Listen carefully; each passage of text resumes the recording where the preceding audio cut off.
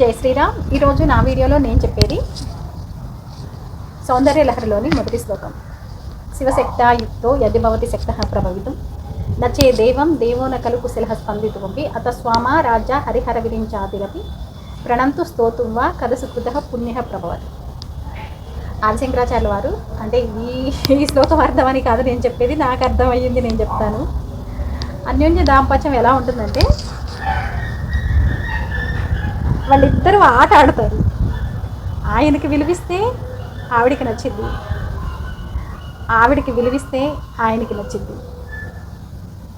ఆవిడే నడుపుతుంది అని మనం ఆయన్ని నిర్లక్ష్యం చేస్తే ఆవిడికి అస్సలు నచ్చదు.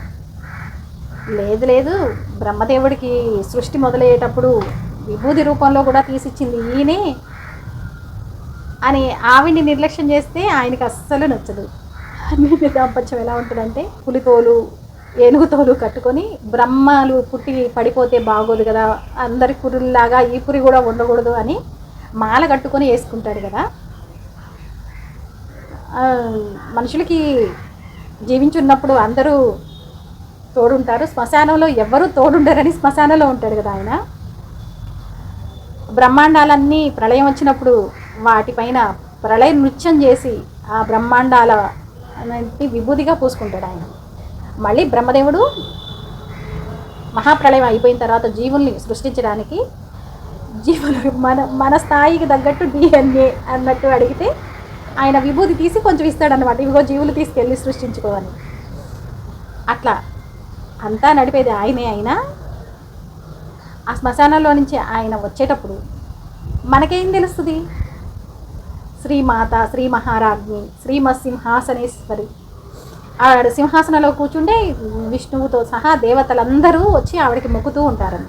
చింతామణి గృహంతస్థ, చింతామణి అనే మణులతోటి ఇల్లు నిర్మించుకున్న తల్లి ఏనుగు చర్మం పులి చర్మం కట్టుకొని వస్తూ ఉంటే ఆవిడ ఒక్క ఉదుటున ఎట్లా అంటే, ఆదిశంకరాచార్యుల వారు అంటారు, అమ్మ నీ శరీరం అంతా మృదువుగా ఉంటుంది, నీ మోకాళ్ళు మోచేతులు గరుగ్గా ఉంటాయి తల్లి అని.